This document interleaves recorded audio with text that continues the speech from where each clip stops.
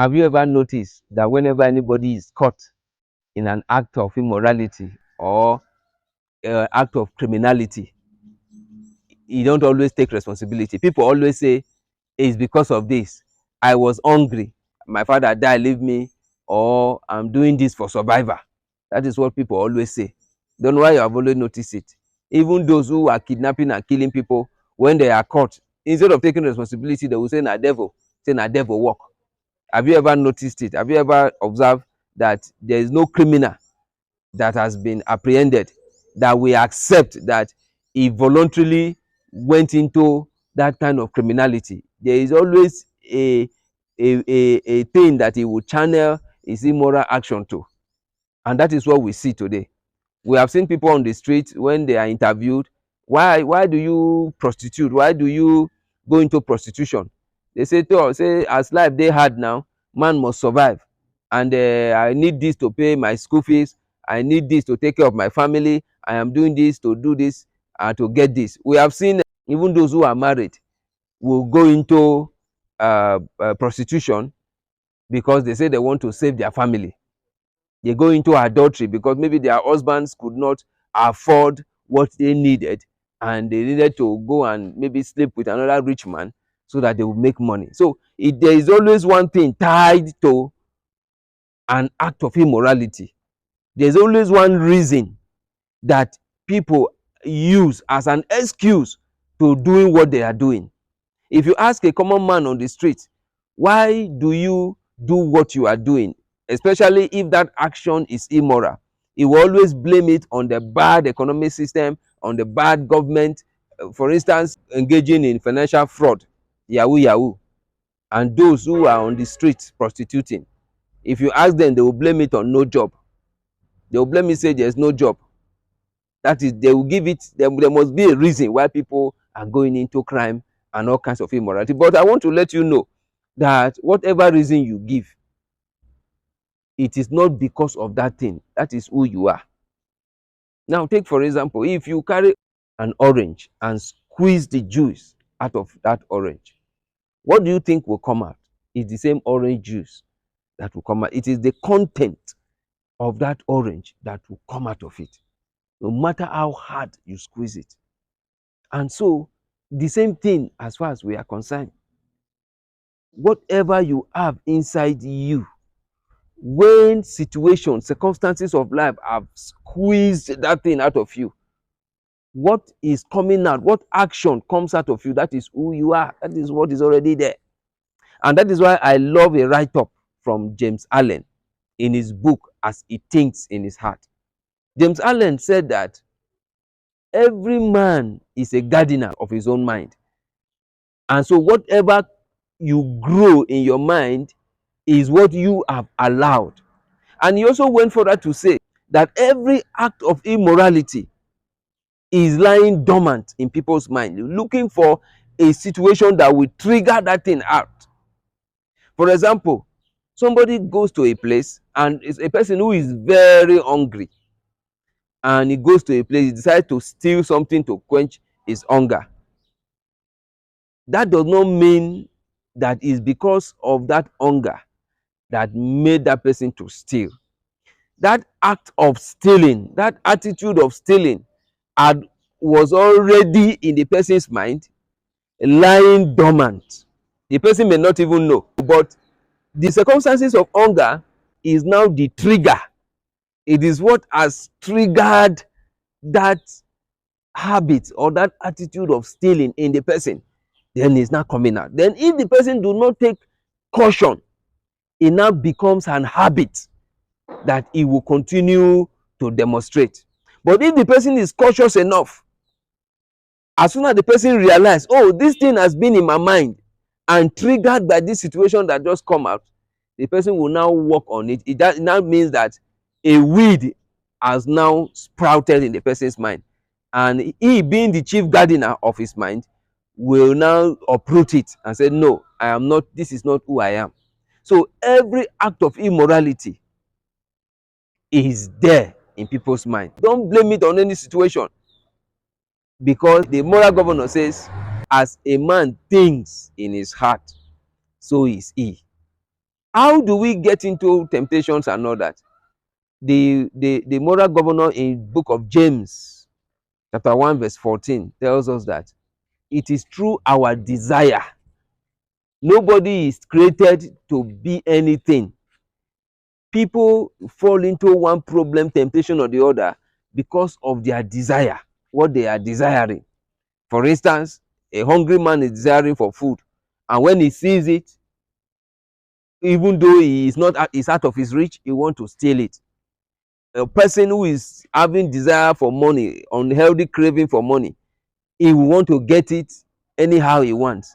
A person who is having unhealthy craving for pleasure, a married man, he is not satisfied with his wife because he is thinking he is not satisfied with his wife, he desires another, and so he will go out of the marriage union to commit adultery. So all these immoral attitudes are embedded in the minds of people, given to them by the corrupt society, and so they may have been nursing it.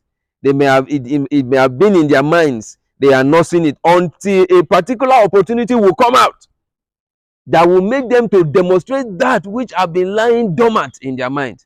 For example, somebody may be watching pornography and all these naked and nude women shaking their buttocks here and there online.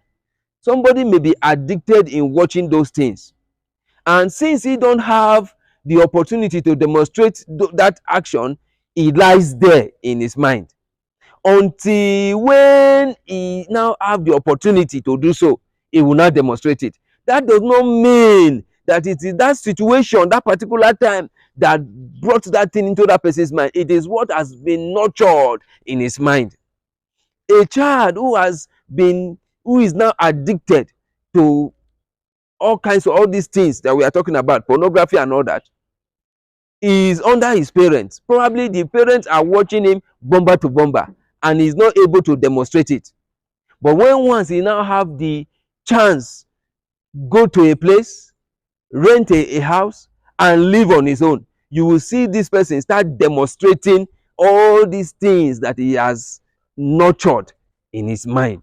So whatever you are doing, it is not because anything is responsible, any circumstances, any situation is responsible for your bad attitude, for your immoral action you are taking. It is something that you yourself have nurtured in your mind and is lying there.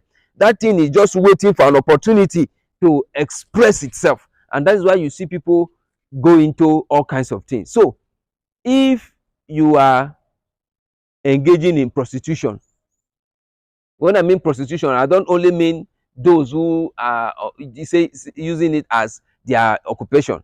You know, there's a difference between when somebody is using, for example, every one of us, human beings, we are political in nature.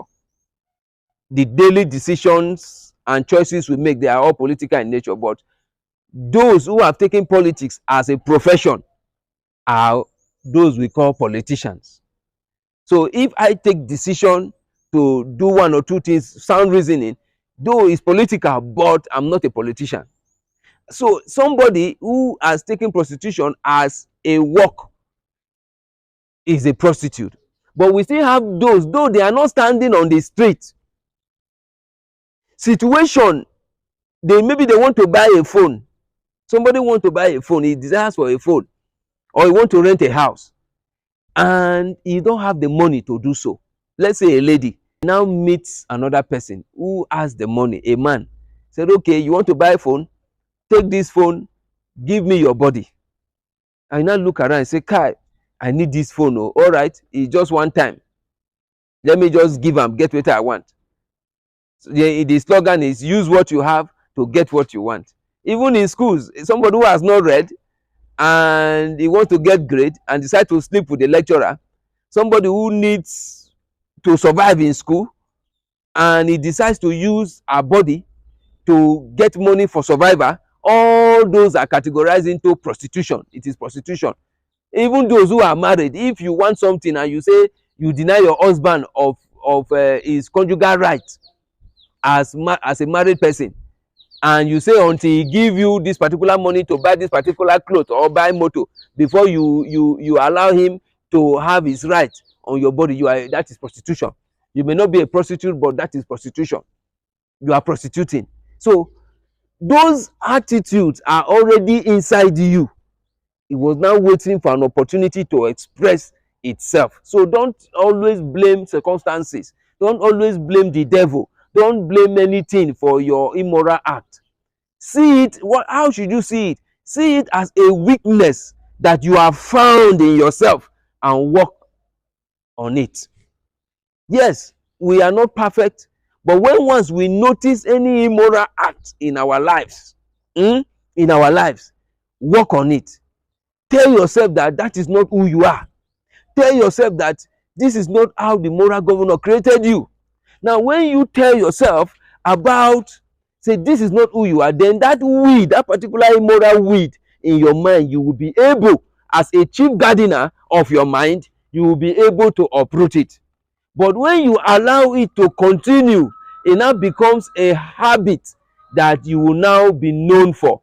And certainly, that habit is what is now destroying our society today. Many people are having the habit of immorality now. The issue of side chick, though, for those who are married, is now becoming a normal thing. Some ladies now even accepted it, that sometimes their husbands, yeah, that one is side chick, now become a normal thing because it has been done all over and over and over again. So what I'm trying to drive at in this video is that stop blaming the devil or stop blaming anybody for any circumstances for the action you take. It is your action. If you are caught, accept it that yes, this is what I discovered, that this is what I am, and you decide to do it.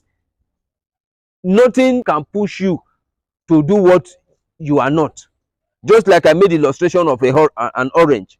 If you squeeze it, it is the orange juice that will come out. So anytime any circumstances squeeze you and you now bring out an act of immorality, that is who you are. So what you need to do is to discover that, oh, I have found a weed in my life, in my mind, and you, as a chief gardener of your mind, you will not allow it to grow. You will now take a decision to uproot it. Take a decision to uproot it so that you will not be known for that particular habit. And that is what we are saying. So as a man thinks in his heart, so is he. And the moral governor says, how do we get into trouble, into temptation? It is your desire. Check your desire. Check what you are desiring. Check those things you are watching. Check those things you are not nurturing in your mind. Those are the things that lie low there. You have sown a seed. The thing is there, waiting for an opportunity to explode. So whenever you go out there and you explode, some people now, when they are poor, as they are poor, they are lying low. Their true attitude, their true character is not out until when they have money. Now they say money don't spoil am, money don't spoil am. Not be money spoil am. The person don't spoil before. He is now waiting for money to bring out his life wey don spoil. No be money spoil am. Oh, big poverty, because of he is poor, he go thief. Not be poverty make am steal. Stealing, it was already in his mind, in his life, and poverty is the one that has helped him to bring it out. So we should seek for that true freedom that is found and that can be given only by the moral governor. This is the Moral Governor channel, where we'll weigh every actions under his own lens. Subscribe to this channel, like the video and share it. I remain Solomon, an agent of the Moral Governor.